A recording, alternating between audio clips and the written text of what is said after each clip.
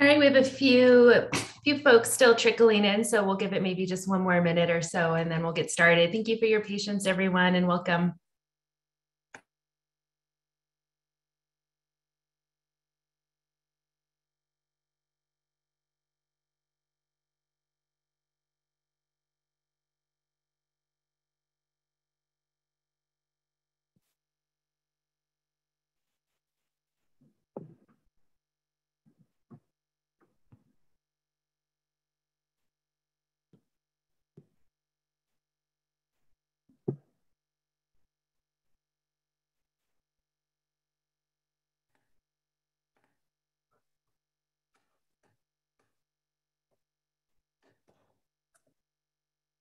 All right, welcome everyone. Am I unmuted? I am. Okay, good. Just double checking all the buttons. Okay, welcome everyone. My name is Kristen Law, and my pronouns are she, her, and hers. I'm with the Air District's Community Engagement Office and will be moderating our event tonight. Thank you so much for taking time to be with us tonight. We know that y'all are busier than ever these days, and your time is extremely valuable, so thank you. Can I get the next slide, please? Thank you. So I'm sure by now many of us are quite familiar with Zoom, but it's always good to just review the features that we will use tonight before we get started. So for those of you who are joining via web browser on your computer, your smartphone, or your tablet, you will see some icons along the bottom of your screen. By clicking the two icons on the bottom left corner, you can mute and unmute your microphone and turn the camera on your device and off if you'd like to show us your face tonight. If you move down the bar a little bit to the right, you will find the participant icon. By clicking this icon, you can see the other participants who are here with us tonight. And you can also rename yourself. So if you can do that now, that would be really great if you aren't already named by your name. And this just allows us to better identify who you are if you wish to speak. And it also helps other folks who are here tonight know who all is in this virtual space together. This is also where you can raise your hand later on when you wish to indicate that you want to speak. The reaction icon, which is a little bit further down the bar, provides you another option for raising your hand. It also offers you the ability to share other reactions. So, you know, if you're excited about something, you can clap your hands or give a thumbs up or click on the heart. And so I encourage you to use those reactions throughout the meeting if you like. I personally find the reactions help create connection during these virtual meetings. If you're dialing into the meeting with your phone, you can press *9 to raise your hand and then *9 again to lower your hand. So that's for folks who are joining by phone. Along this bar right in the middle, you'll also find the chat icon. Nope, thanks. You can use this feature to submit questions and comments privately to the workshop host. So you'll see some of us have co-hosts next to our names. There's also some folks here who have tech support next to their names, so you can chat directly with any of us if you're experiencing any technical difficulties. You will also be able to use the chat function to submit questions and provide feedback during certain portions of the meeting. And we'll clearly identify when to do that later on. So please note that all questions and comments in the chat will be recorded. So it's good reminders. Anything you type in there will be recorded. Next slide. So again, if you are experiencing any technical difficulties at any time or need assistance, we will be using different tools tonight.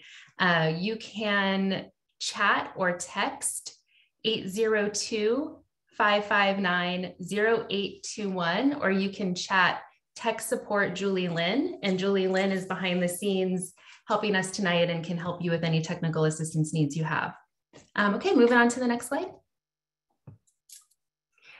Since we are in this virtual space together, I wanted to just go over some quick virtual participation principles. And we share these before each of our workshops, and community members have contributed to these. And if you have any that you would like us to consider as we continue, hosting workshops and meetings virtually, please share them with us at any time. And we're always adapting and changing these. So we want to respect the speaker and make sure everyone can hear the information being shared clearly tonight. So please, one speaker at a time. And we know we're all joining from different places, whether it's our home or somewhere else. And to avoid any kind of disruptive background noise, we ask that you keep your microphone muted if you're not speaking. Please be respectful of one another. And even though we're not together physically, if you feel comfortable doing so and you are able to, please share your video when speaking so we can stay connected visually. And then we've all probably experienced the various technical challenges that occur with virtual meetings. So complications do occur, and we thank you in advance for your patience and your flexibility. So if you personally experience any technical difficulties, again, please let us know and we'll do our best to assist you.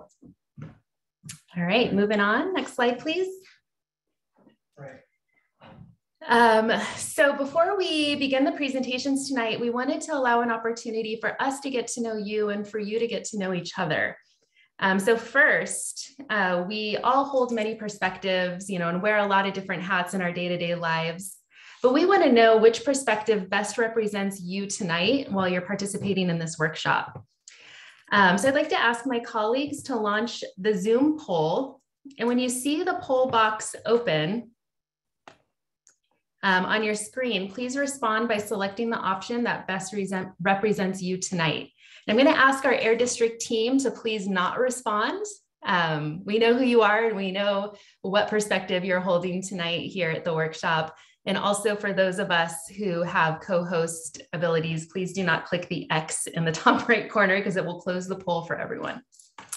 If you're joining us from your phone or if you're having difficulties with the poll, you can contact our tech support person and share your response and she'll capture that for us. And for anyone who selects other, it looks like there's a few of you. We ask that you enter your explanation, what perspective are you holding into the chat so we just know, we know who you are. And it looks like we have a critical mass. So if we can go ahead and share those results, it looks like we have a bit of industry, environmental advocacy groups, some government, some individual folks, and one person representing a community group. So thank you for that. We'll go ahead and move on. So next slide, please. So we're going to also engage in a little activity to learn about where you all are joining from. Throughout our time together tonight, we're going to use a free tool that is offered. Oh, thank you. I'm getting chats from folks with their, I guess the chat wasn't open. Apologies for that. So I'm getting direct chats that some folks are here from utilities. Thank you for that. So we also wanted to know where you're joining from. Throughout our time together tonight, we're going to use a free tool offered through Google called Jamboard. And it's essentially a virtual simulation of a whiteboard. And we're going to use that tool now to visually represent where you are joining us from and also to help orient you to the Jamboard so that you're more comfortable with it later on. So if you are able, please navigate to the link that will be shared in the chat for the Jamboard. It's also located here on the slide, if you would rather sort of type it in. And once you click on that link, you will enter what Google calls a jam. So this is our first jam together. And the first frame will look like what's here on the PowerPoint slide. If you're not able to participate in the Jamboard, again, you can either text or chat your response to Julie Lynn. Let me see, I'm going to open this Jamboard, see if we're getting a critical mass of folks here. Looks like some people are joining. If you're having any challenges joining the Jamboard, please do let us know so that we can get you in there. Are we having issues? I'm not seeing anyone joining the jam. I'm going to ask my technical support folks. Are we able to get folks in there?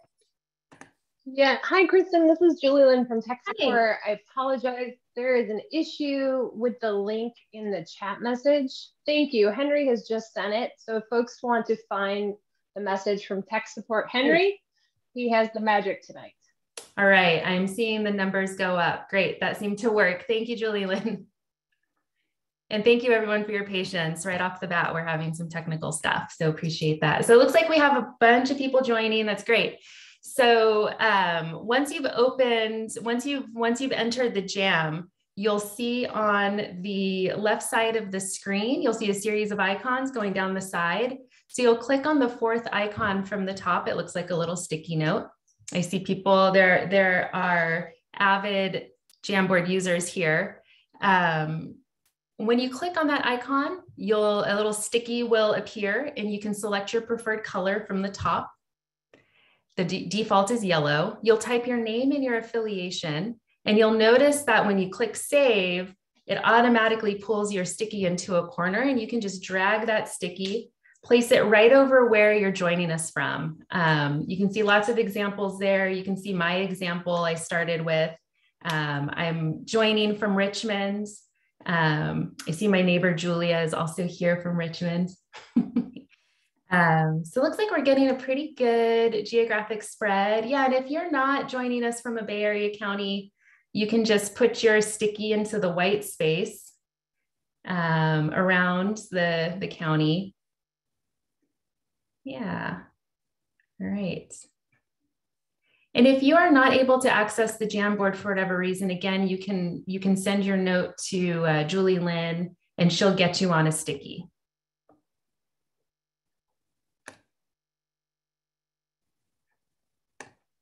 That's great. It looks like the activity has slowed down. We have pretty good representation from the central and southern parts of the county. Lots of folks joining us from outside of the Bay Area.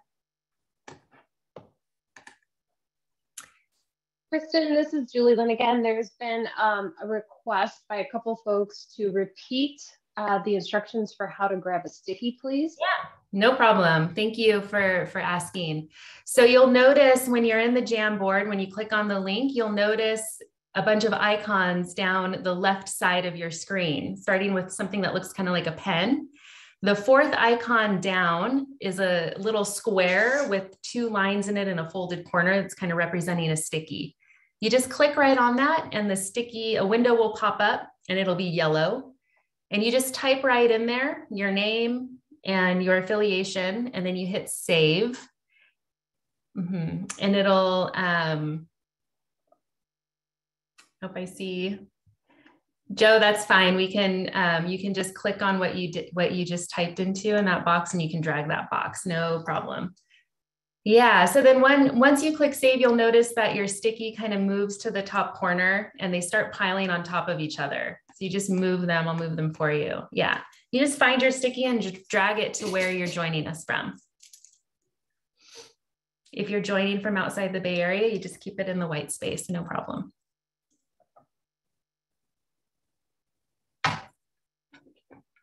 All right.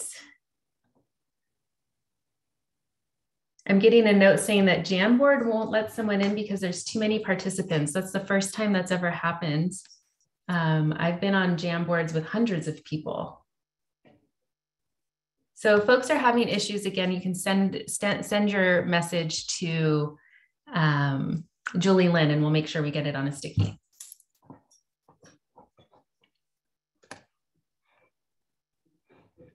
Okay, so moving on, it looks like folks have kind of figured it out. So at the top of your Jamboard, you'll see a square right smack in the middle of the top bar with 1 out of 6. And there'll be an arrow on either side of that box. If you click on that right arrow, when you hover over it, it says next frame. If you click on that, it will take you to our bike rack. I just wanted to point this out to you really quick. The bike rack is here for you all night. If at any point throughout the presentations, something comes up for you, a question, a thought, something you want us to consider, an aha moment, anything, a reaction, a reflection, you can go ahead and grab a sticky just like you did and place your thought right on there as if this was a whiteboard here for you all night. Okay, so that is the Jamboard, and we will be using that off and on tonight. And again, you know, if something comes up for you, put it right on that bike rack and an Air District team member will review your additions. And before the larger Q&A session later in the agenda, we'll do our best to respond to them tonight. And if we don't get to them tonight, we'll be sure to respond to them later on. Okay, so I'm gonna navigate you back to the Zoom, to the PowerPoint. And next slide, please. We'll go over the meeting agenda and then we'll get to the presentation. So thank you for participating in that. All right, so we just participated in Let's Get to Know You. So thank you for that. After this quick review of the agenda, I'll pass it over to for opening remarks and then some presentations. And there'll be a couple of times throughout the presentations for participant engagement, and we'll talk about that when we get there. And then we'll end tonight with a longer period for general comments, feedback, questions, and just really open it up to a large group discussion. And then we'll have closing and next steps. Okay, moving on to the next slide, please. Okay, so with that, I'm going to hand the virtual microphone over to Ms. Veronica Edie, our Senior Deputy Executive Officer of Policy and Equity. So thank you, Veronica.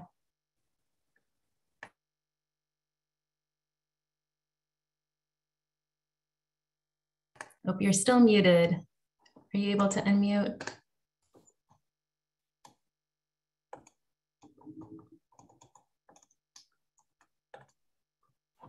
Okay, sorry. We were playing this game of someone unmuting me and then I couldn't. Anyway, problems with the mute button. All is well. Thank you, Kristen. My name is Veronica Edie. I am Senior Deputy Executive Officer of Policy and Equity for the Bay Area Air Quality Management District. And I get to welcome you. So thank you for attending tonight's workshop. And we really appreciate your commitment and engagement to protecting Bay Area air quality. So this is the first public workshop we've had this year on an update to rules 9.4 and 9.6 for building appliances. We appreciate the feedback we've received from many of the stakeholders throughout the process, which got us to this point tonight, as well as from initial discussions at our board meetings almost a year ago to insights provided by many stakeholders and members of the public in our working group process and other discussions over the course of this summer. Tonight, we hope to receive your feedback once again on the draft amendments that are intended to decrease Knox emissions from the building sector. And we look forward to hearing and seeing your advice that you have for us as the rule amendment process continues. The draft amendments we'll be discussing with you tonight are just the first step in realizing these emission reductions. And we also will also discuss the work that will continue to be done by the Air District and throughout the region to help ensure the rule amendments result in equitable outcomes for all Bay Area residents. Many of you have been with us since the beginning and have helped shape where we are tonight. I hope that you'll continue and remain engaged in this effort, offering your comments and asking questions as we work together to protect the air quality for all people who live in the Bay Area. Thank you very much. And am I handing it back to you, Kristen? Sure, you can hand it back to me and then I will hand it right over to Jen Elwell from our Rules Division. Jen, you want to take it from here? Yeah, thanks, Kristen. Thank you. Yeah, so my name is Jen Elwell, and I'm a senior air quality engineer in our rule development section and the lead on this rule effort. So again, thank you everyone for joining us tonight.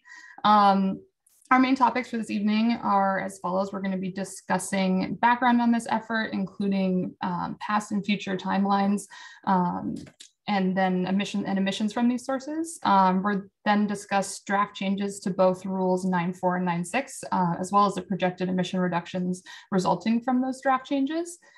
And then we're going to take a break for clarifying questions on the draft amendments before discussing stakeholder involvement and feedback we received thus far, as well as the equity considerations relevant to this rulemaking.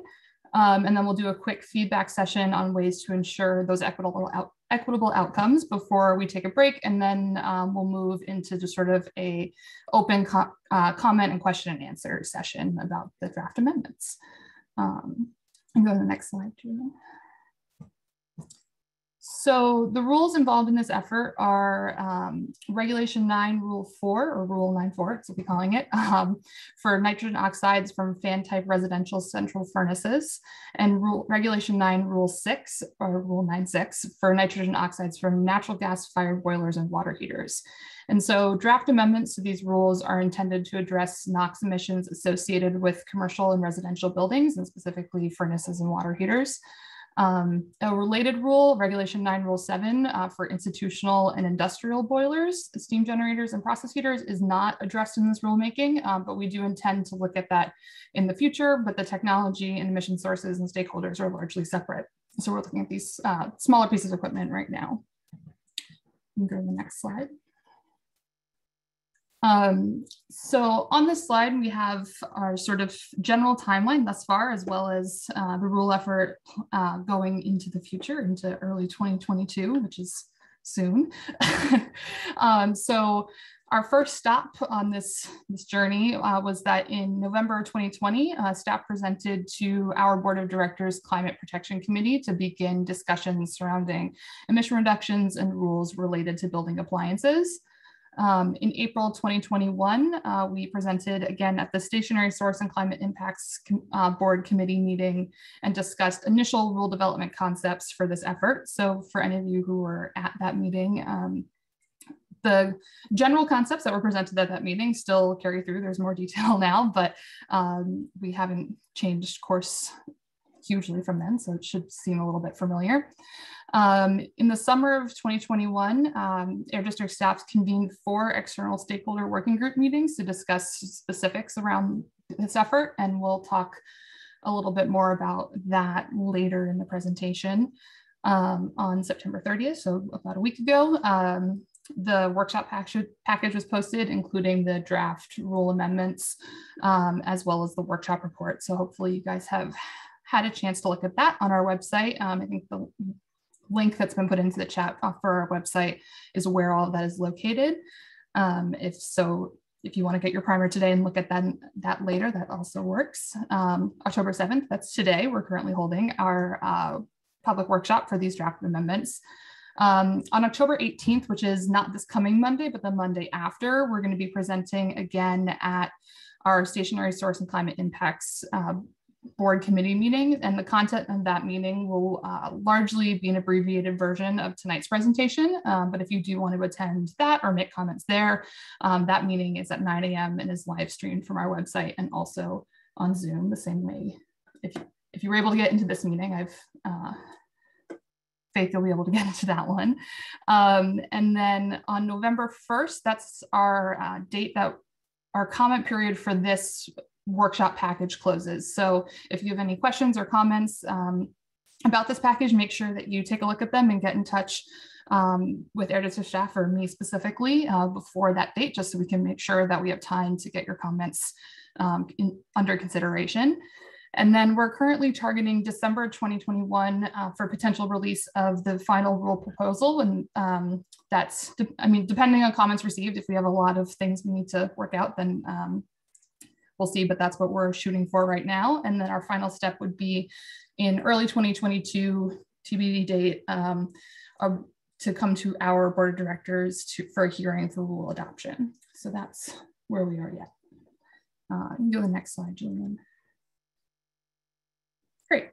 So just a quick reference and context of what the emissions from this sector are. So this slide shows residential natural gas combustion emissions in the Bay Area in 2019 as compared to passenger vehicle emissions, just as a sort of reference of something that people are pretty familiar with.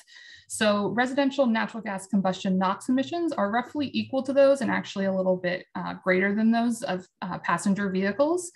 And staff anticipates that the planned updates will also result in GHG co-benefits because of some of the technology that we expect will be used. And so we also wanted to provide some context for GHG emissions that in 2019, residential natural gas combustion emitted about half of the GHGs that passenger vehicles did. So we're on the same scale as that pretty big source. And so we just want to provide that context of where this equipment falls in the grand scheme of Bay Area emissions. You can go to the next slide, Julian. And then within the source of residential natural gas combustion emissions, I wanted to give you some context of the Bay Area for that. So in both cases, the vast majority of the inventory for residential natural gas combustion emissions is associated with space and water heating, which are the two appliance sectors that we're looking at today. And furnaces and water heaters vent to the outdoors, impacting outdoor air quality in the Bay Area, which is the focus of the air district. As you can see here, represented by the blue and orange in the pie charts, these appliances result in about roughly 90% of building emissions for both NOx and greenhouse gases.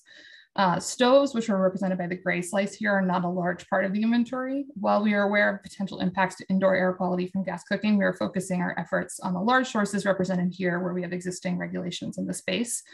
And the GHGs here doesn't account for, this is just associated with combustion at the site, not anything associated with natural gas infrastructure, just so you are aware.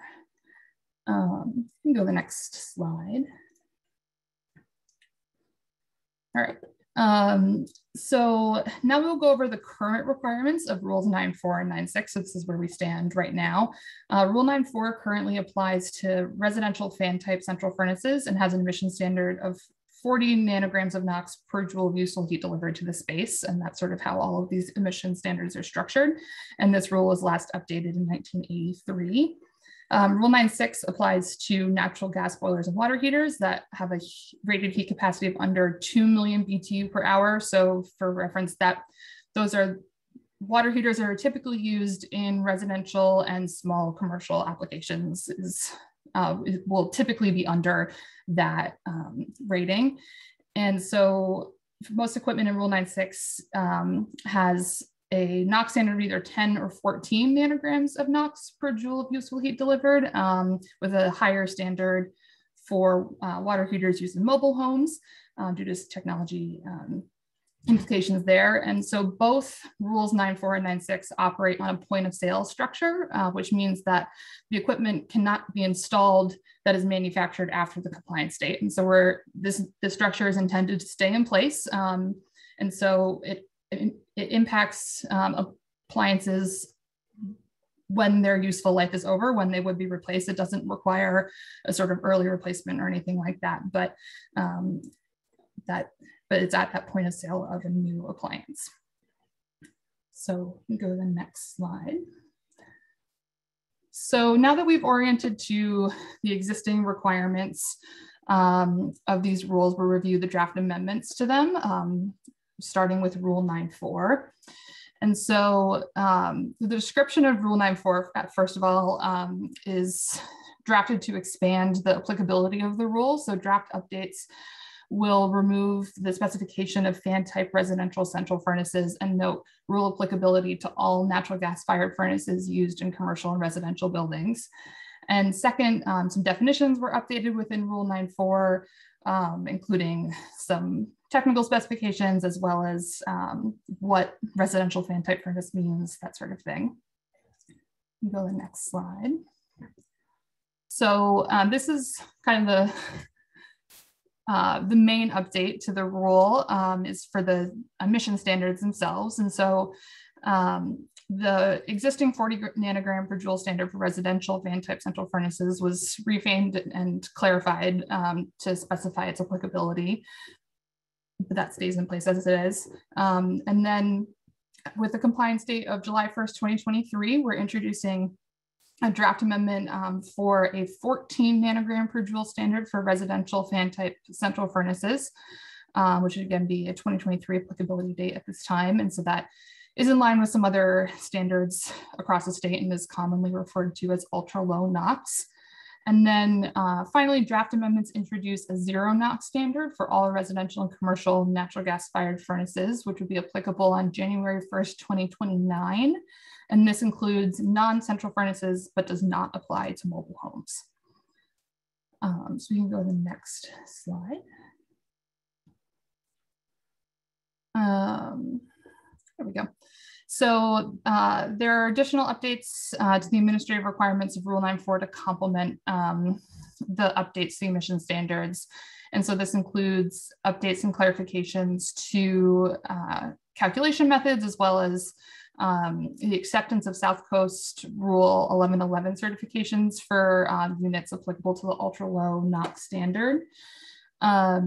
And then this is which is just intended to streamline compliance for manufacturers under the 14 nanogram per joule standard. And then we also introduce a commitment from the Air District to issue an interim report on the accessibility of zero NOx appliances 2 years prior to the compliance date. So we're going to discuss the impetus of that commitment and details around its structure in the second half of this presentation.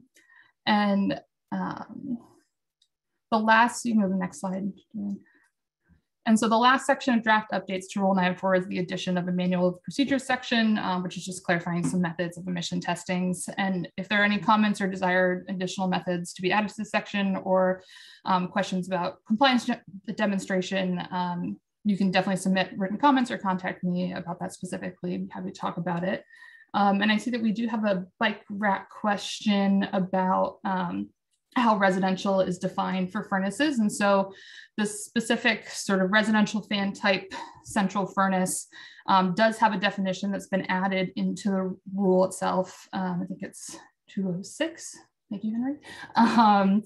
And so I'm not going to read that there, but that is in there. And then the way that the rule is framed right now, for the zero NOx standard, it's meant to apply much more broadly. If you do have concerns around the applicability of that new section for the zero NOx standard, definitely reach out and let me know. And we can, again, these are drafts, so if we need to clarify that further for you, please let me know. But for those more specific residential fan type where it's specified that that's where it's applicable, we can, that's where it comes in, that new definition in 94206.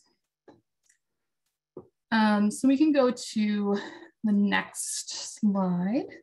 So we're going to move to 9.6. This one will go faster. It's a little bit more straightforward, and reflect similar changes to what was just discussed for Rule 9.4. So first of all, a new standard is added to Section 301 to introduce the zero NOx standard for boilers with a heat input capacity of less than 75,000 BTU per hour, which would be applicable on January 1st, 2027. And so 75,000 BTU per hour, that is an existing sort of threshold in our rule. But if you think about your standing water heater in your basement, like the one that's behind me that you can't see because of my blurred video, that's sort of what the size that we're looking at. And then we also have a zero NOx standard added for larger boilers and water heaters in Section 303. So those that are between 75,000 and 2 million BTU per hour, and that would be applicable on January 1st, 2031. And so those implementation dates are staggered due to staff's current understanding of technology development and accessibility in the space. And so the technology for smaller residential water heaters is more readily available at this time, and we anticipate for that to increase over the next few years, including low voltage solutions, which reduce retrofit costs, while the larger units are used in more complex commercial and multifamily applications. So we want to give that a little bit more time in the development process. You can go to the next slide. So Rule 9.6 also has additional updates to the certification section, which includes clarification there and distinguishing between the geographical boundaries of the district versus the actions of the Air Pollution Control Officer, as well as the use of the South Coast determinations for demonstration of compliance as in 9.4.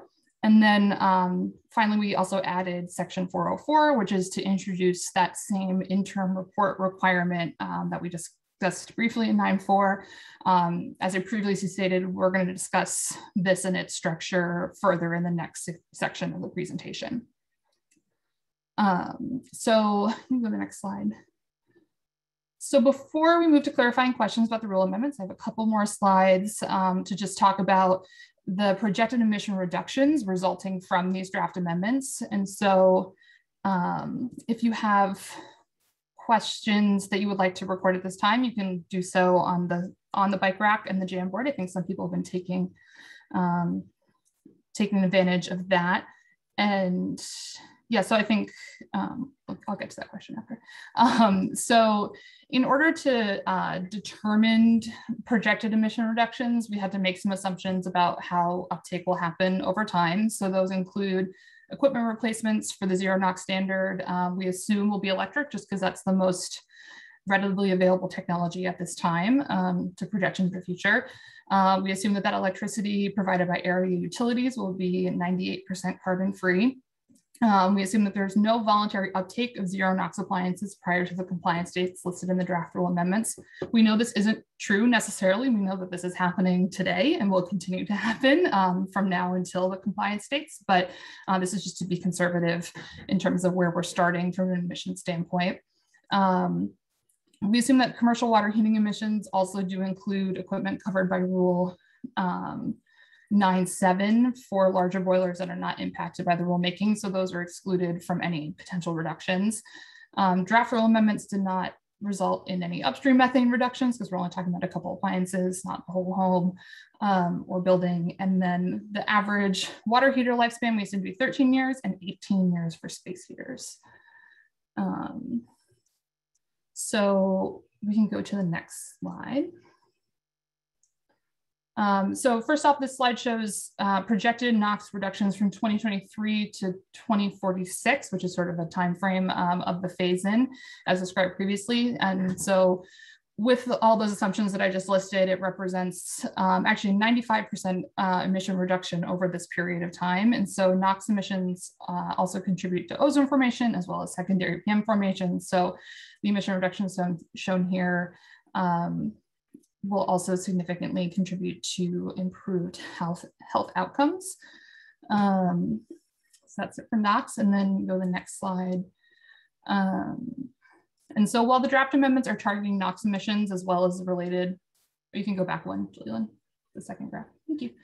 As well as related ozone and PM formation, the technology that is expected to be used to meet the zero NOx standard will also result in co-benefits of greenhouse gas emission reductions. And so based on the assumptions and the equipment phase-in and the rates that we discussed, projected GHG emission reductions are 82% from the 2023 to 2046 timeframe, which is also pretty significant. So you can go to the next slide. We're going to pause now for clarifying questions, and I know that we've had some come in. So I think that people can raise their hands. Kristen, I'll let you jump in with instructions for that, but then I can also answer some of the bike rack questions that we already have coming in. Yeah, thanks, Jen. So I'll just offer some quick instructions, and while you're gathering your thoughts and entering your questions, Jen can maybe start by answering some of the activity that's shown up on the JAM. So thank you, Jen, for the informative presentation.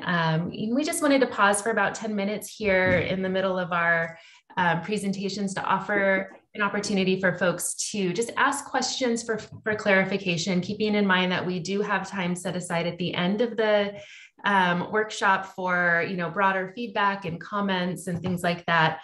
So you may continue to use the bike rack at any time as they come up for you. But there are other ways at this point in time. So you can raise your hand and share verbally when called on.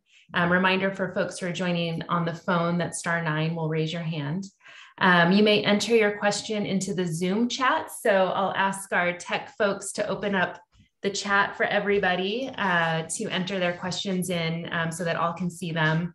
And then also, if you're in the Jamboard, if you click the arrow to the right, you'll enter a third frame in the Jamboard. So the middle top part of your screen, you'll see the box with the numbers. Click to the right, the arrow on the right, and it'll take you to a new frame for posting questions there if you would prefer to do it that way. So go ahead and feel free to raise your hand if you would like to ask your question verbally, and you may chat it into the Zoom chat or onto the Jamboard. And I will hand it over to Jen to start with some of the questions on the Jamboard.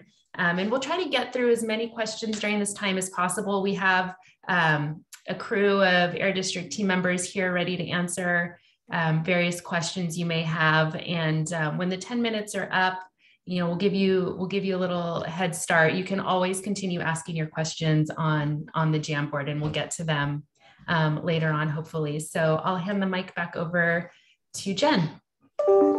Sure. Yeah. So I think I'll start with a couple of questions that are related to Rule 9.4 and the sort of residential commercial situation. I think this will cover a few different things.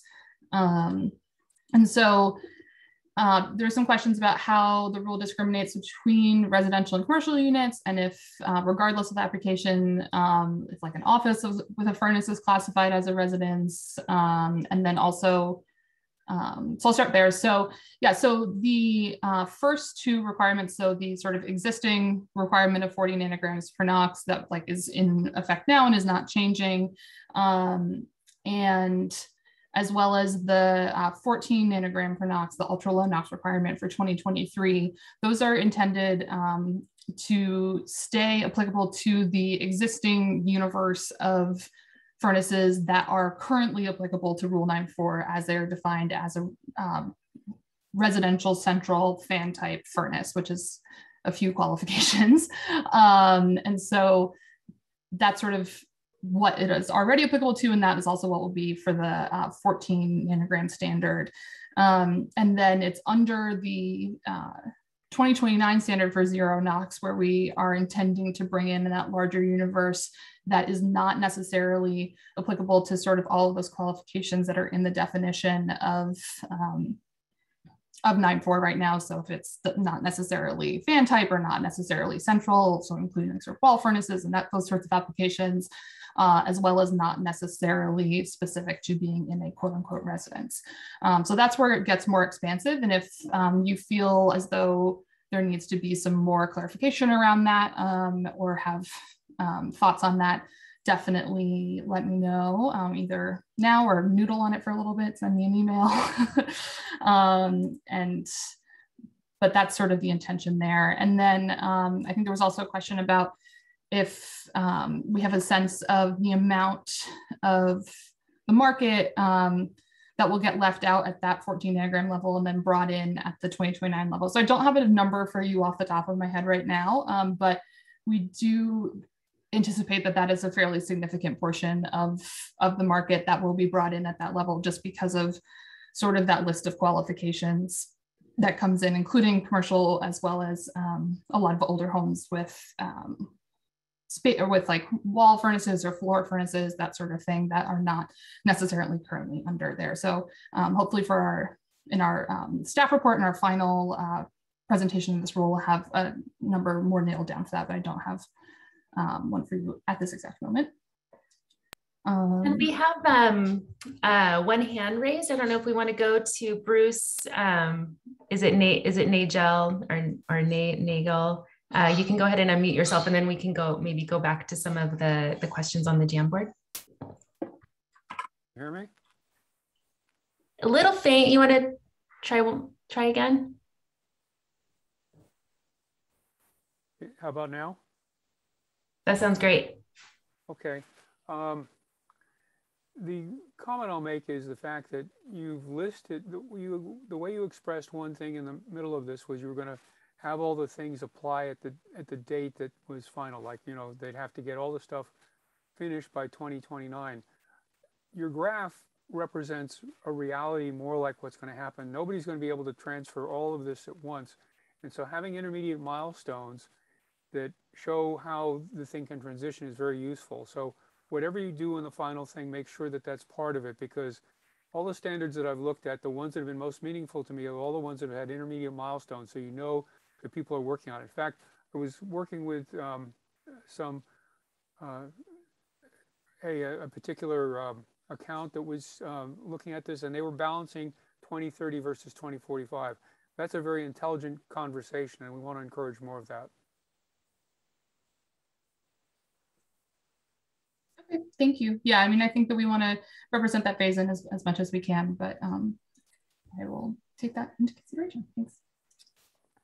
Let's see. And then, so some other ones we have here, that someone mentioned that there's, that the space heater life is longer than 18 years under the Department of Energy, if that's under consideration. So yeah, this was something, a different source than that one that we had used. And this is just sort of how we phased it in.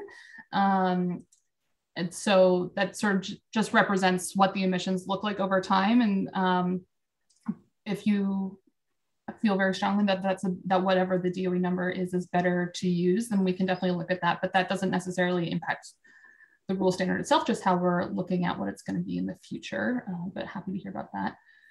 And then someone asked if we've quantified asthma, hospitalizations, premature death, and other adverse health outcomes that we prevented from the rule. So we do have some more analysis from this standpoint to do in terms of, okay, these are the emission reductions.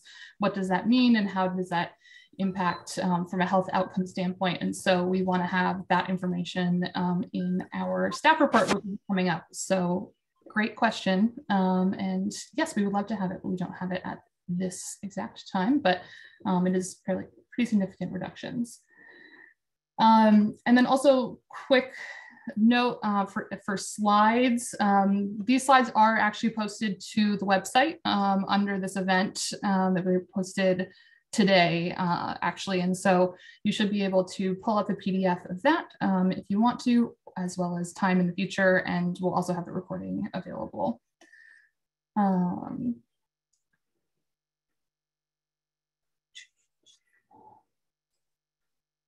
All right.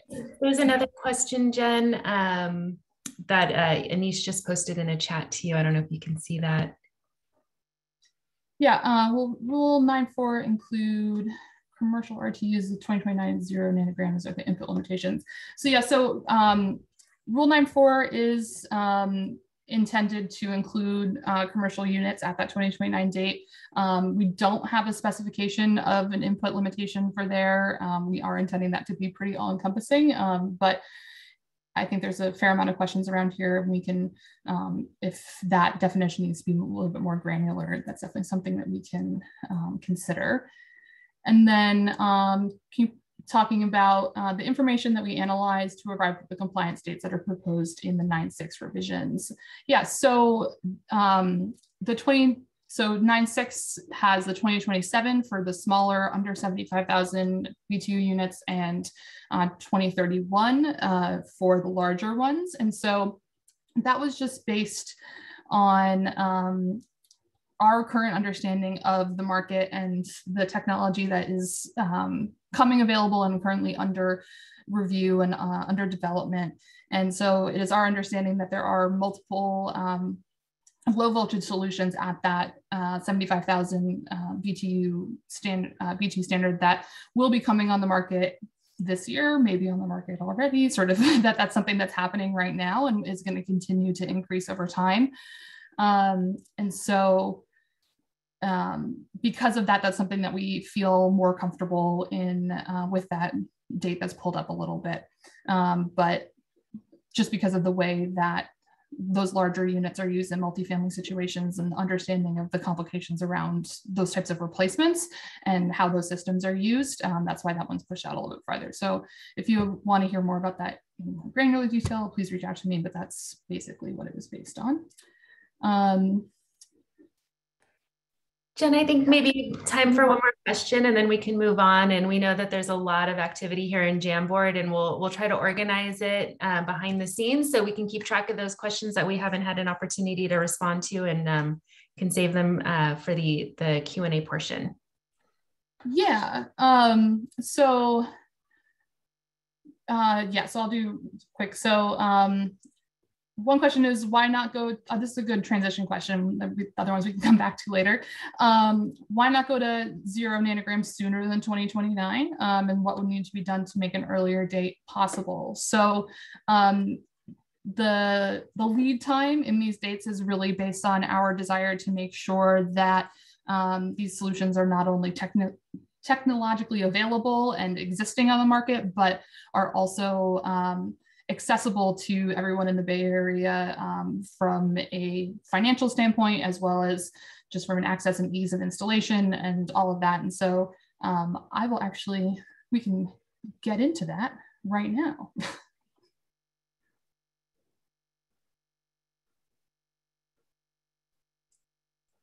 Yeah, so we'll talk about stakeholder involvement a little bit. So as we can see, we have lots of involved stakeholders and stakeholders who love Jamboards, which I love.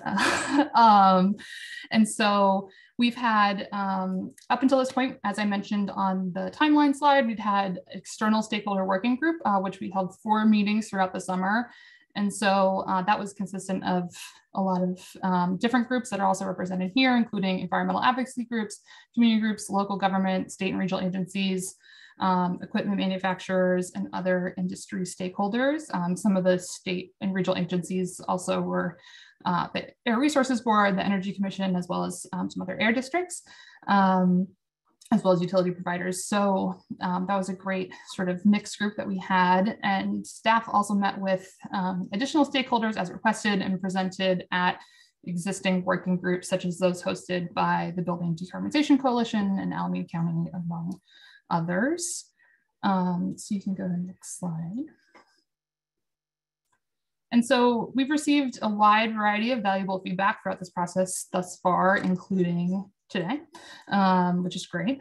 And so while this slide doesn't capture all the feedback that we received prior to this meeting, we did have sort of 3 main themes emerge I just wanted to touch on, which are keeping equity considerations at the forefront of the rule development process with a specific eye to potential impacts to low income residents and renters. And so, as I was sort of alluding to in the last question, because this rule is a point of sale structure, the cost of compliance, whether it is more expensive equipment or retrofit costs, will ultimately be borne by individual property owners in the Bay Area, and for renters, possibly pass through to them as appliances are replaced in their residences. And so we want to be really, really mindful of who is bearing those costs, how those are being distributed across the Bay Area, and how residents are able to, how residents are impacted by the potential additional costs brought on by this rulemaking.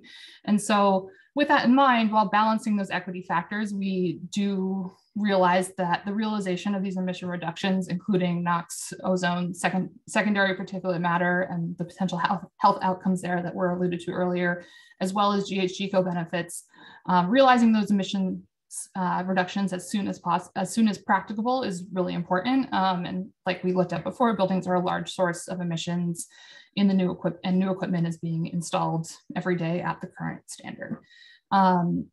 So with all of that, we also want to allow manufacturers flexibility in how emission standards will be met and streamline that certification process. While staff has made assumptions about the type of technologies that are likely to be used to meet the proposed emission standards, any method of fuel that meets the emission standard and the certification processes of the rule is allowable. And so I think one of the questions that I wasn't able to get to that was on the bike rack was asking about dual fuel systems with an average emission meeting that 14 nanogram requirement. And so that is something that we are open to. I think if there's further considerations that you feel you need within the rule for the certification process in order to make that viable for you, please consider that and reach out to us. I think, again, with all of these things, as long as the technology meets the emission standard, whatever you're using to get there is what it is. So you can go to the next slide. So the interim report, and so I promised we would come back to this. So as discussed in the previous section, the draft amendments to both Rule 9.4 and 9.6 include a commitment from the Air District staff to bring an interim report to the District Board of Directors no later than 2 years prior to the compliance date to evaluate accessibility of zero NOx solutions. So that is 2 years prior to each. And so if we feel that it's necessary, that this does imply that there may be 3 separate interim reports for the 3 separate compliance dates. Accessibility in terms of this interim report and this evaluation includes evaluating technology options currently and projected to be available, the market availability of such technology, projected costs of purchase and installation and incentive programs that are available at the time to reduce these costs. And so this is something that we've been looking at a lot right now and trying to understanding the landscape of what this costs now and what's available. But we do know that it is newer technology at this point. It is expensive, and a lot of these upgrades can be cost prohibitive. And so we want to have this interim report to sort of take the time a little bit closer in a few years, and sort of, I think the first one for 2027, it would be 4 years from now is when we would look at it, 2025, to give that little bit of time to really understand and research and make a recommendation to the board of directors about the appropriate next steps at that time. And so our desired outcome there would be to leave the regulation as it was in place, as it was passed, but the interim report allows for the evaluation to occur with a more complete information and availability of a range of options to occur depending what is found to be appropriate from that research and what is desired by the board of directors. So that's what that looks like. I can go to the next slide. So throughout the rulemaking process and in sort of developing these strategies, Air District staff has been considering sort of a list of guiding equity questions and principles in ensuring equitable outcomes with this rulemaking, with this framing in mind, just because the way that this rule is structured, again, impacting people in their homes is very different from a lot of Air District regulations that apply to bigger facilities, that sort of thing. So an evaluation of those questions is intended to be included at the time of the interim report, and you can see those questions on the screen. I won't read through all of them exactly, but we want to look at who stands to benefit the most and who will be disproportionately burdened, whose voice is missing from the process to make sure that we're representing everyone we can.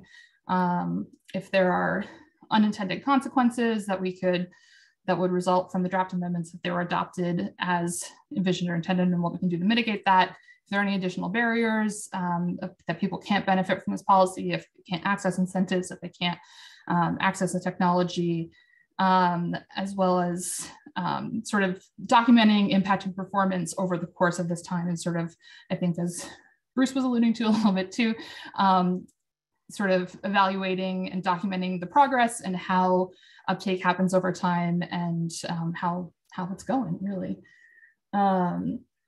So we can go to the next slide.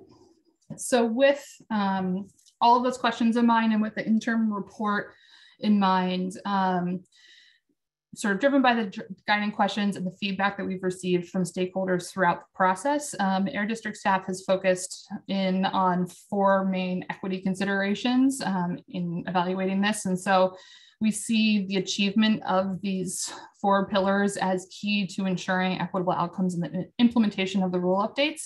And so through the interim report process and during these like 5 to 10 years, depending on what equipment we're talking about, between initial rule passage and compliance dates for 0 NOx, district staff will continue working with stakeholders and other agencies to ensure that these are achieved to the fullest extent possible. And so the 4 main equity considerations are access to economic benefits, including robust market availability and affordability. You can go back one, sorry, ease of installation and coordination with local government requirements, assurance that the policy promotes affordable housing and anti-displacement outcomes. This is our big concern around renters and how renovations work and all of that, as well as access to health and safety benefits, including resiliency during climate events. If we are talking about electrification, we want to make sure we keep that in mind as well. So I'm going to pass it back to Kristen, and we're going to do, I think, a quick feedback session sort of surrounding this portion of it, and we will definitely get back to your other questions on the bike rack. I think we have a lot of folks managing those and collecting them for me on the back end. Thank you, Jen. Am I unmuted? Okay, good. All right. So thank you, Jen, for that presentation. Yeah, so we wanted to take a quick pause before our 5-minute stretch break. If you're like me, you've been sitting in front of a computer for many hours today already. So we wanted to make sure there was time for a stretch. But we did want to pause and hear from you about the equity considerations that Jen just reviewed with you. So based on the 4 main equity considerations, are there any additional considerations that you feel the Air District should consider for this rule? So again, we have about 10 minutes for this portion of the workshop, and we'll be using Jamboard again. So if you navigate your way back to Jamboard and click the right arrow to the 4th frame, you'll see the words across the top that say what additional equity considerations should be made for this rule. And you can click on the sticky note, the 4th icon down, and start adding your considerations. You can also raise your hand. That is an option if you'd like to verbally share. We do want to hear other voices other than our own. So please feel free to raise your hand. And someone behind the scenes will capture what you're saying on a sticky. So we make sure that we have that with the rest of the thoughts on the Jamboard. You may also just type into the chat. So chat should open up. I'll ask my tech support folks to open up the chat. So whatever you feel most comfortable with in terms of sharing your thoughts around the equity considerations. So please feel free to raise your hand, type your comments into the chat, or type it right into Jamboard. And again, we're on the 4th frame in the Jamboard. So moving down from the bike rack over to the 4th frame. Yeah, and Julie Lynn, can you go back to the slide just before this one so people have it as a reference? Yeah, so you can see, oh, up, other direction. There we go. Yeah. So I have one hand raised. So we'll go to the hand that's raised, and then we'll check out what's going on in the Jamboard. So Helen, do you want to go ahead and unmute yourself? Sure. Thank you so much. My name is Helen Walter-Tiranoni from the Air Conditioning, Heating, and Refrigeration Institute. Sorry, I'm talking too fast. For somebody who's trying to take notes, sorry about that. Thank you so much for this stakeholder meeting. We really appreciate the opportunity to provide feedback through this process. And I won't say this every time I get on the mic. I wanted to see if you all had thought through a couple of different things. One is, as you may know from your own personal lives, oftentimes when this equipment is replaced, it's kind of on an emergency basis. And just wondering if you've thought through, not only requiring, so for folks that may be of limited means, or small businesses in rural or urban, even urban food deserts for stores and other things.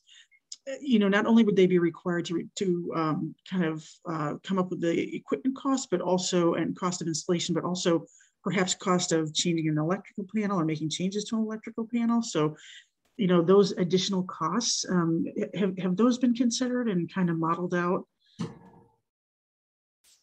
Yeah, I can address that. You said you had a couple things, so I was gonna give you a second. But yeah, so I think that's one of the big reasons that we do have this time built in. That we do know that most solutions at this point, in a lot of homes, in my home as an example, would require a panel upgrade. And we do know that there is a lot of movement around the development of low voltage solutions, as well as just the development of lower cost solutions. And so that is a big reason for the time that we're giving it to sort of develop in that space and be more accessible. But that's also a big reason for the interim report process, and making sure that we feel like it's coming and we feel optimistic, but that when we get a little bit closer, we want to make sure that we're not putting a bigger burden from that standpoint.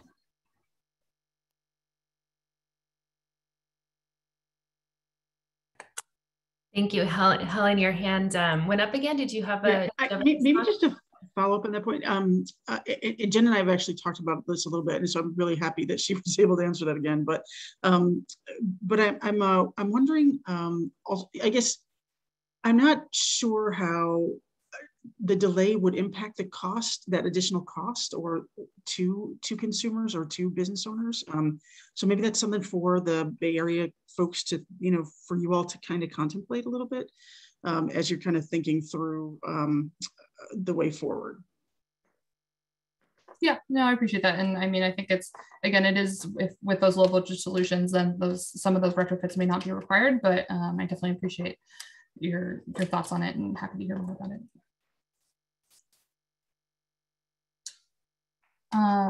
All right, so I think we have some other questions that have been coming in. And so I think we have some thoughts about equity consideration, that by increasing the availability of the technologies, by signaling future mandates should decrease the installed cost of the technology and enabling better access to a broader customer base. This is important because we want to ensure those that can't afford the transition in the first wave aren't left shouldering the burden of higher natural gas rates. I think that signaling to the market that we need to move sooner will be an important way to support equity considerations. Yeah, so thank you, Becky, for that. I think that having this, putting this market signal out there and understanding is something that's important to us, as well as that sort of, we don't want to just be picking off the low-hanging fruit, right? It's not that just single family owned residential homes. I mean, that's probably the easiest piece to get at here, but we want to make sure that we can have as many people as possible realizing these emission reductions as soon as possible, and not just sort of doing it in the easiest place that also might be in a higher income strata than otherwise. So we want to make sure we're bringing everyone along at the same time as much as we possibly can. And in terms of equity, if there's geographic areas which are already overburdened by pollutants, proximity to highways, et cetera, could the implementation of pollutant reducing strategies be accelerated for furnaces in those more critical geographies? So this isn't something that we're necessarily looking at this time. We're looking at this as a sort of regional pollutant rule. As the air district, when we update a rule like this, it really does apply region-wide.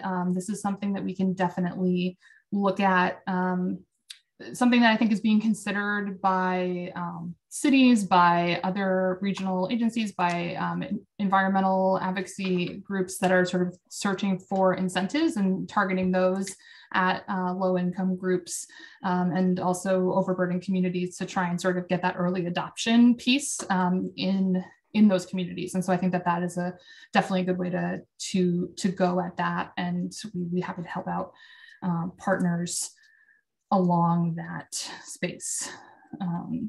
So that's definitely something, but from a rural perspective, it is going to apply to the region at the same time. Yeah, so I think that a lot of people are putting in a lot of good ideas into the Jamboard. I think we did have a couple of questions that was sort of general about how this sort of jives with other air districts across the state. And I don't want to speak for them of what they're doing, but it is our understanding right now that we are sort of the first air district that is proposing the zero Knox standard. There are other ways that other air districts might go about it, including incentives, maybe their own rule, but it's not something that we know is currently under development. But it's definitely something that could be of consideration. And I think South Coast and SJV separate central furnaces from packaged furnaces. And so how we address these different products, that's a good question. If you want to follow up with me about that, I'd be happy to discuss it specifically. I think, again, this is a little bit of that same definition confusion in 9.4, and we can definitely get into that in different updates. So yeah, so I think that these are great questions. I don't see any other raised hands, and we're a little bit over time. So Kristen, are we going to do break time? Can we go to the next slide? And it might be the one after that. Yeah. Oh, do you want to quickly go over these next steps, Jen, or should we go right into the? Yeah, I can say this really fast. So these were already on the timeline, but again, just as a reminder, if you have to hop off during the break, we do have comments that are due for this package by November 1st, just to make sure that we have enough time after that to get everyone's comments in and considered and into the next version. So if you have any questions about that, please reach out to me. My contact information is on the website, as well as on these slides, which are also on the website. And then we also will be at our stationary source committee meeting, not this coming Monday, but the next Monday, if you want to be there to hear some of the same information, but also hear our board members talk about this as well. So those are the next immediate steps. Just as a reminder, if you do have to hop off during the break, you have plenty of opportunity between now and November 1st to contact me and get comments in on this package. Thank you, Jen. So if we can move to the next slide.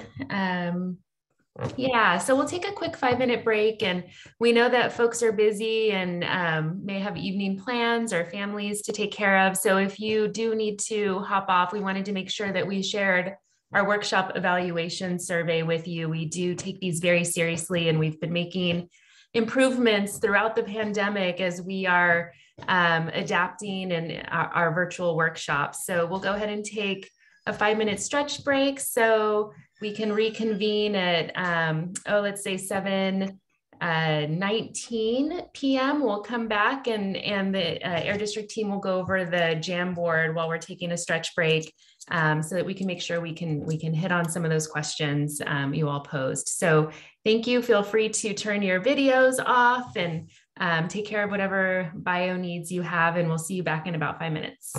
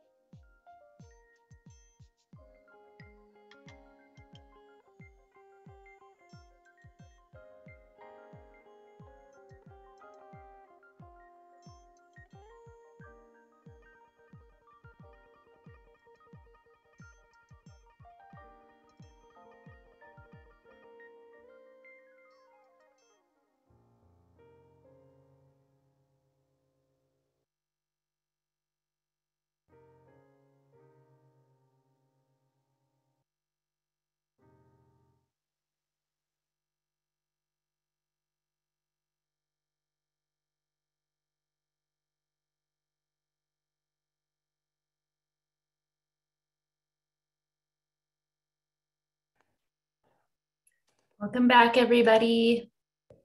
We gave you a few extra minutes there. So I hope you were able to take care of all your needs.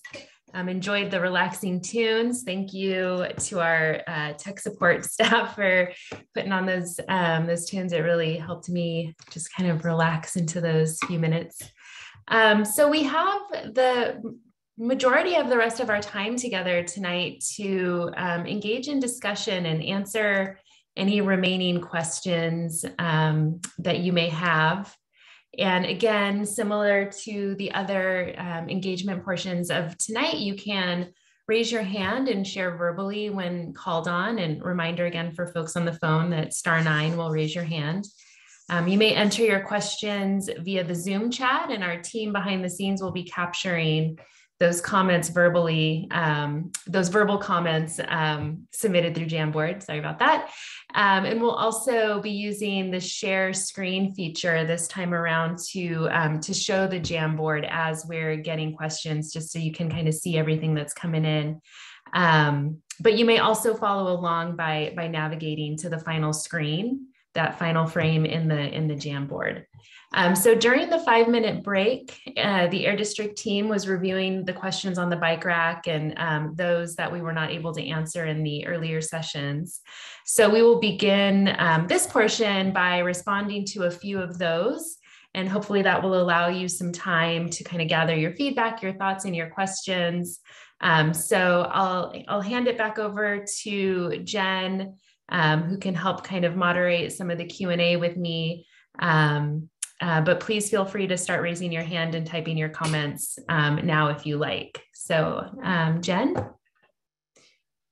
Yeah, thanks. So yeah, thank you everyone for your participation so far and all of your inclusion of stuff on the Jamboard. I love it when these tools work out.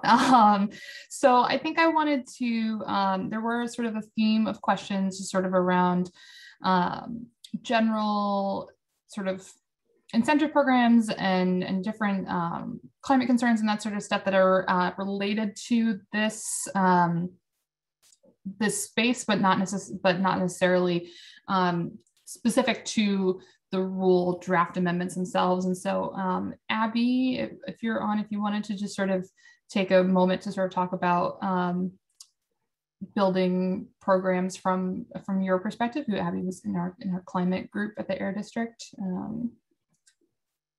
You can unmute yourself.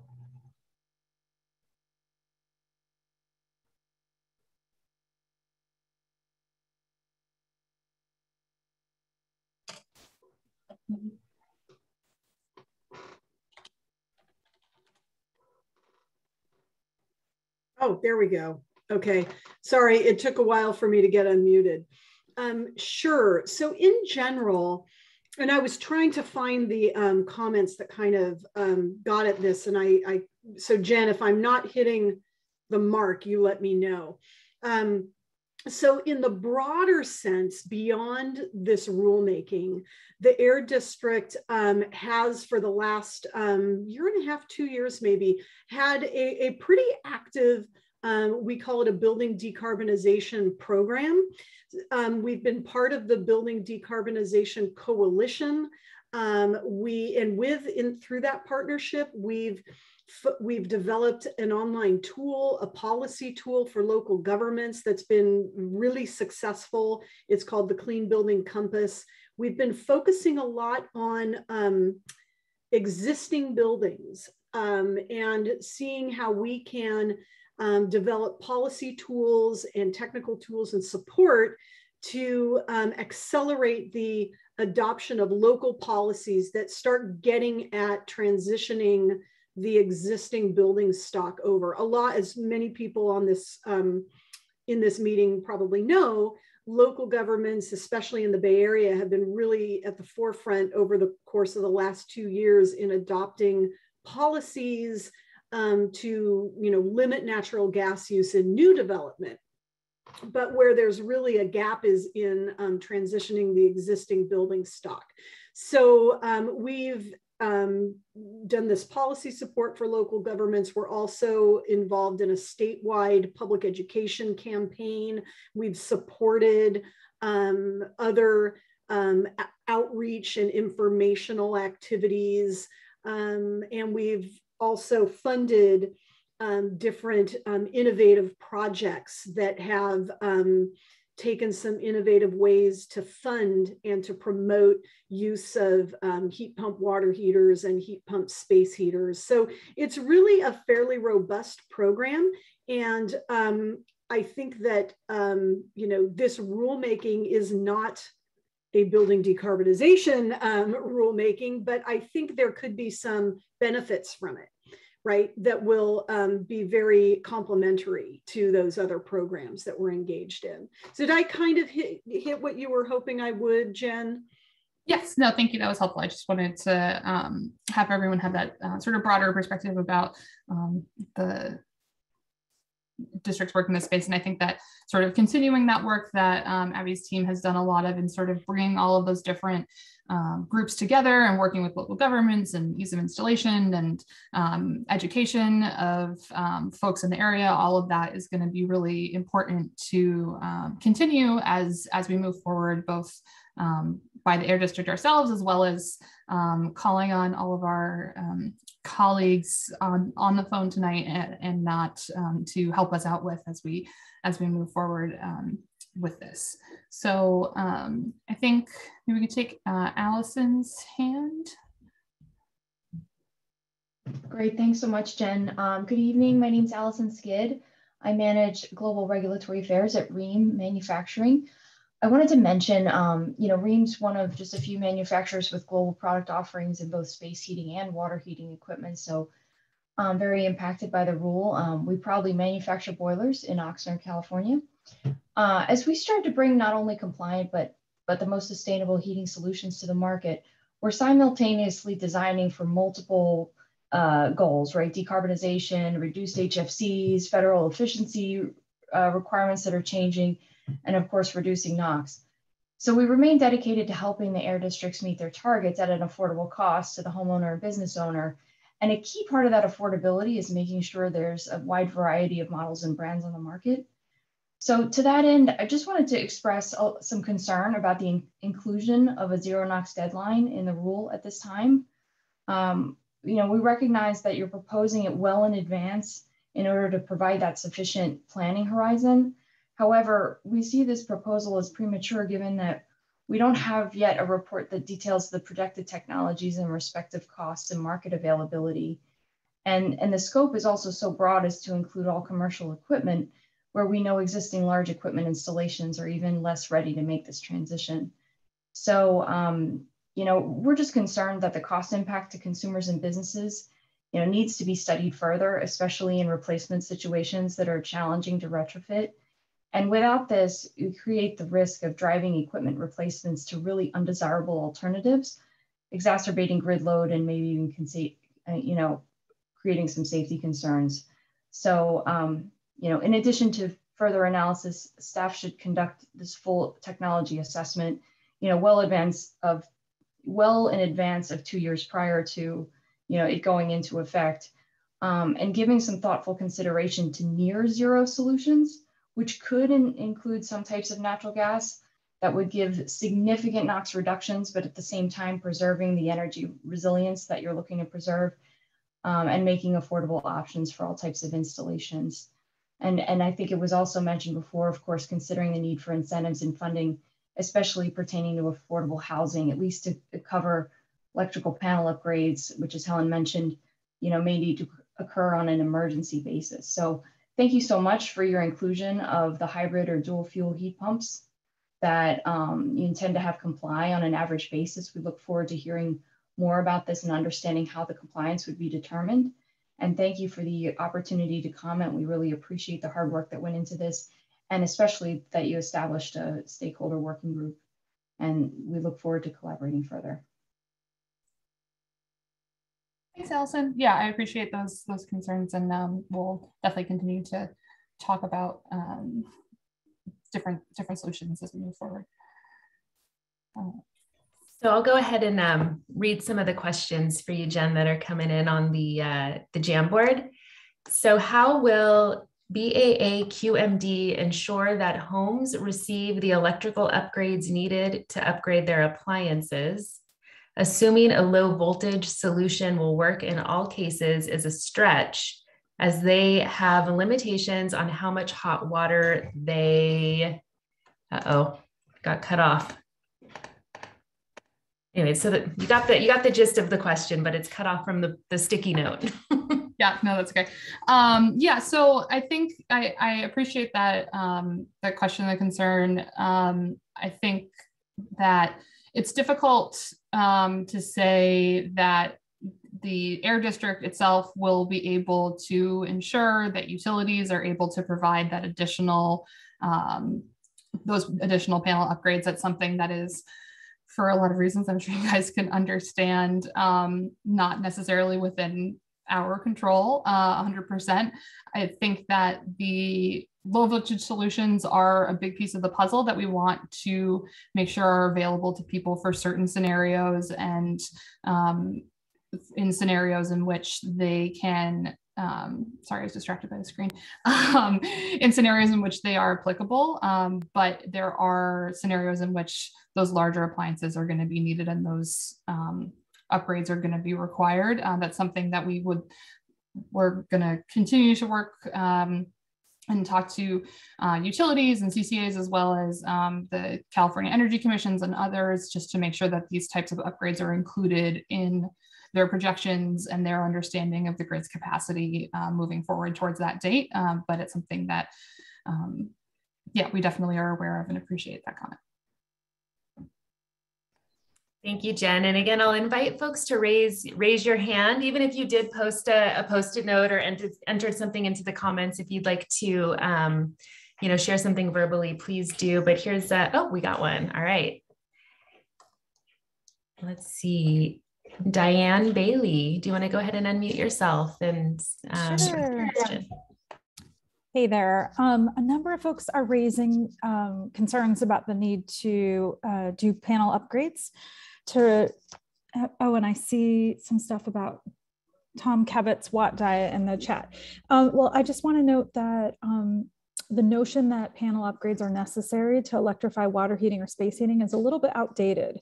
And I think it'd be really wonderful for the Air District to put out kind of a professional review of the watt diet concept and all of the automatic circuit sharing equipment that's now on the market and getting, more and more widely used. It could save residents throughout the Bay Area a lot of money. And also, I think there's a little bit of a lack of awareness right now because it's relatively new technology, but because of the savings and also avoiding the delay of panel upgrades, which can take months of time to get PG&E approval. I think it's really important for the Air District to get out ahead of this and put some of this information out there. And if it needs to be peer reviewed or have expert review, get that process started now. Thanks. Thanks, Anne. Yep, appreciate it. Definitely different options out there in order to make these requirements happen, and given that time to sort of see what those different options are. So thank you. I see another hand raised. Stephen Rosenblum, would you like to unmute yourself and ask your question? Hi, thanks for the very good workshop. I just wanted to counteract a statement by the representative from industry about the zero Knox standard. The assumption she's making is that there are going to be natural gas water heaters continuing in service after that point. I think she's missing the fact that we're in a climate emergency and that natural gas for home heating and water heating is going to have to disappear over time. So industry needs to start getting on board with that and stop trying to drag their feet. I think there's, in fact, I would urge the district to consider moving up the timeline because in an emergency situation like we're facing now with the climate, we can't afford to be building better ways of storing water if we're trying to put out a burning fire in the house. So we have to do whatever we can in the short term to reduce carbon emissions And the Knox standard is one good way of doing that. It's clear that Knox is hazardous to health, and these heaters are the biggest source of Knox in the Bay Area. So I think, you know, the industry needs to just start doing its job and helping get the job done. Thank you. Thanks, Stephen. Thank you so much for that comment. So I see another hand raised. Jennifer West, would you like to go ahead and unmute yourself? Hi, thank you. I'm Jennifer West, and I work at Stop Waste in Alameda County, and I also work with BayREN's 9 county regional programs. Thanks to a grant from the Air District, I have been working on heat pump water heater and a contractor incentive program over the last couple of years, and we're coordinating with the tech program that's just launching. So I just want to say 3 things in support of this. One is how wonderful it is to have a regional approach to this, and the Air District taking leadership on that in terms of regulating appliances, because we know that the markets don't really see city and county boundaries as local governments are trying to work on these issues.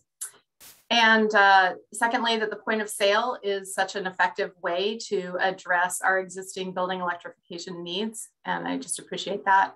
And third, having a date certain, as you have here in the draft regulations, even if it is a little further off than some of us would like, I think that implementation and then the enforcement of the regulation eventually will send a really clear signal to the supply chain, to the market, to the manufacturers, distributors, and contractors that things are going to be changing, and the adjustments, will give them the time that they need to make those adjustments. So I just wanted to appreciate also the facilitation of tonight's workshop and all of the ways that we can give input, our comments, et cetera. And thank you for this leadership. Great, thanks, Jennifer. I don't think we have any hands up right now. So Kristen, were there a couple Jamboard comments you wanted to? Sure. And we have the Jamboard open so you can see folks kind of adding things, and as people are chatting and verbally contributing, we're capturing those here on the, in a giant +1 right here on the Jamboard. So, okay, we have a question here. What consultations have occurred with the HVAC and plumbing contractors industry and their training organizations to understand what will be involved in making this transition? For example, skill updating, new kind of employee for analysis, ... Yeah, no, that's a great question. I think from a sort of HVAC and plumbing industry standpoint, I think the outreach mostly up until this point, just because we're looking at standards, has been focused on the manufacturer side. And this is a really good point. And this is something that we definitely want to make sure is included in our programs and process as we move forward, especially sort of in the interim time of before a zero NOx implementation date. Having that skill training. I think some of the work that Abby's team has done with regards to the Clean Building Compass and work with local cities and their permitting staff and how all of that works, as well as contractors, all of that is, I think, really important and a key as we continue to move forward. So thank you for pointing that out, and I agree. Yeah, so I think there was an additional question sort of reviewing available technologies and cost and market availability, and if we're working with the CEC and some of their programs and the expected timing of all of that. And so I think that, yeah, so the CEC and their projection team have been involved in this process. They are aware and have attended some of our stakeholder working group meetings. And so that's, as I was talking about before, with electric availability and utilities, that's something that they are intending to take into account as they move forward. So we, in our staff report and all of that, will have more projections about costs and market availability, but that's something that they will also take into consideration in their reports, which I can't speak for necessarily when those will come out, but we are working together for sure. Okay, and Jen, we have another one. A nice, short, succinct one. When will public buildings transition? Yeah, so I know that there are some, this is probably stemming from some efforts by some city governments. I think the San Francisco Department for the Environment, I think they have started some of their building efforts with public buildings and renovations to those, just because of where their authority lies and how they want to be sort of walking the walk about that. And so from the perspective of our regulation, it is not necessarily specific to building use type. That's something that cities have done just because of the way that they're structured and that they have more control over their own owned buildings. But for us, from a standard standpoint, this is something that is a point of sale regulation for any appliance installed after that compliance date. And so it's not discriminatory if it's a public building, private building necessarily. So that's a tack that others have taken, but our intent is for this to be more expansive in the way that our regulatory authority works.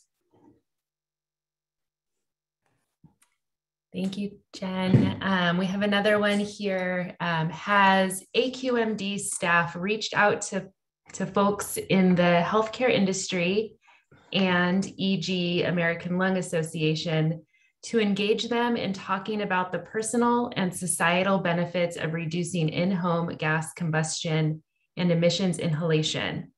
Eventually, I would expect there could be some cost sharing from the health industry or via some state policy action to orchestrate cost sharing on co-benefits. Yeah, I mean, I think that there are definitely co-benefits associated with the health outcomes here.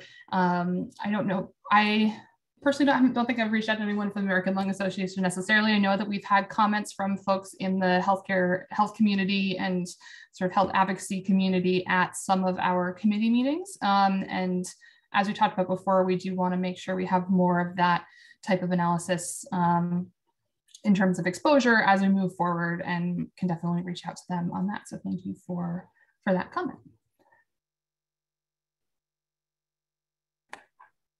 All right, thanks, Jen. So here's another one. What alternate policy structures have been considered by BAAQMD?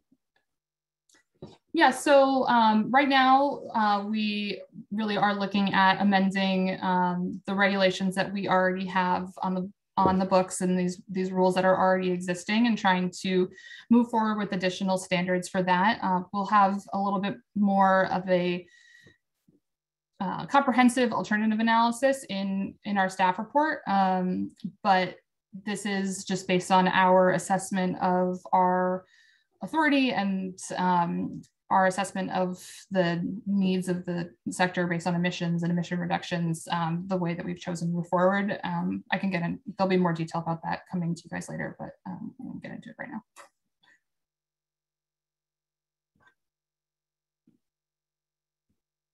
Okay, I'm just looking really quickly. Okay, we got another one here, and then we have a few more minutes left until we move on to next steps. So I just wanted to let folks know, if you have that burning question, still feel free to raise your hand or post it into chat or onto the Jamboard. We do have a few more minutes.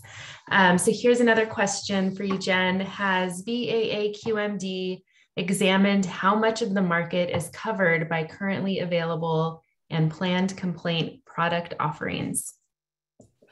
Yes, I think that's probably planned compliant product offerings, most likely. But yeah, so I mean, I guess that depends on how you define the market in this case.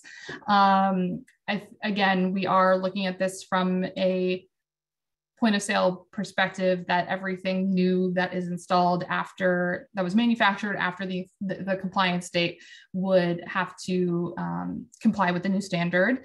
And so with that, it would be sort of everything new that is bought in that space for units that are applicable. So if there are units that aren't applicable that are within the market, if we're talking about these larger institutional boilers that are applicable to 9.7 as an example, those would not be included.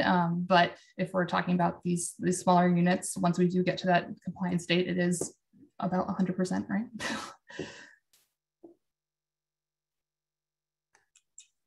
Oh, we just got one here in the chat. What is the expected timing of the staff report on available technologies, their cost and market availability, vis-a-vis the upcoming dates for board committee presentation and revised staff work for early 2022 board action consideration? Yeah, so our planned date for a staff report would be sometime in sort of early to mid-December. So I'm going to have a really fun 2 months talking to all of you guys and getting more information about this and working a lot of this stuff out. That's our planned timeline as of right now. If there are sort of additional large concerns that come up and things like that, obviously we will sort of adjust as needed in our processes, but that is our time frame as of now. All right, we got another one coming in. Has BAA-QMD explored sufficiency for capacity within the utility infrastructures in the state? Yeah, so as I've mentioned, we have been talking to CEC and their projections team about this, and they are aware of what we're planning. And so it's something that they are planning to include in their projections, which I think will be more complete than anything that we could necessarily project for utility infrastructure. So we're happy to continue and work with them more as we move forward in this. But it is something that we're definitely aware of, and it's from CEC's perspective, I think something they are planning to take into account and account for, and know that there'll be enough available and what needs to be done to get there.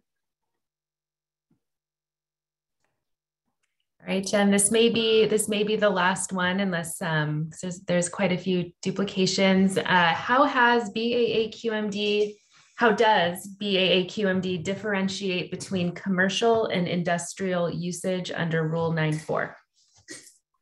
Yeah, so I mean, there are a lot of questions here sort of surrounding this, the definition of where 9.4 commercial and usage starts and ends. So I've definitely taken that one into account. That's one of my big takeaways from this one. And that's something that we'll definitely look at defining a little bit more clearly. And I'm happy to hear from folks about that.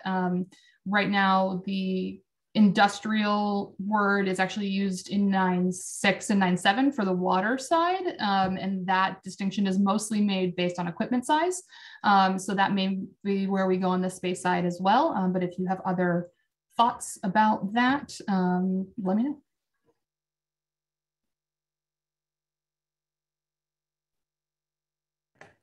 Okay, I think it's time to move on. So I'll go ahead and ask our tech support folks to bring up the slides again. Thanks for sharing that, Jamboard, and thank you everyone for your great participation. So next slide. All right, Jen, do you want to close us out here? Yeah, so again, thank you everyone so much for your input during this whole workshop, during the feedback session, prior to this, after this, I'm sure. As previously stated, comments on the draft workshop package are due by November 1st of this year. And so we'll be presenting similar information as tonight to our Stationary Source and Climate Impacts Committee on October 18th, which is not this coming Monday, but the Monday after at 9 a.m.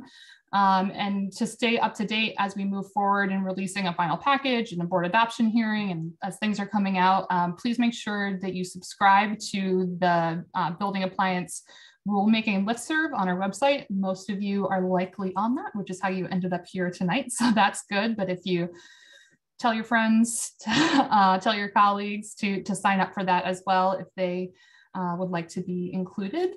And yes, we do anticipate that final package will be posted in early December, is what we're looking at right now with a lot of this information that we've been discussing today.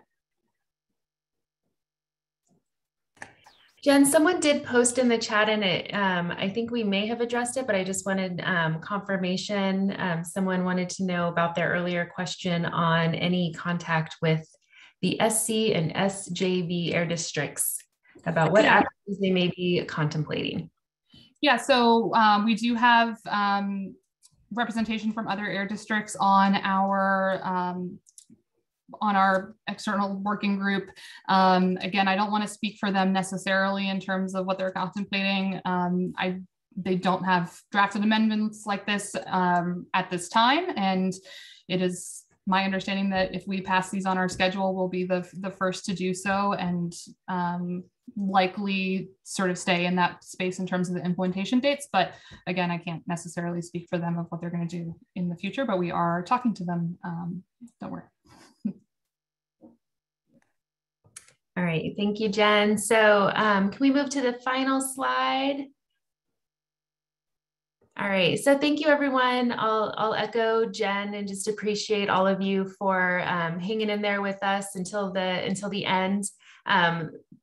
Our tech support did post in the chat a link to our evaluation for the workshop. And like I said earlier, we do take these very seriously. So please complete the evaluation. We make improvements as we go along. And again, thank you all. I hope you have a wonderful evening and a great weekend this weekend. Thank you very much.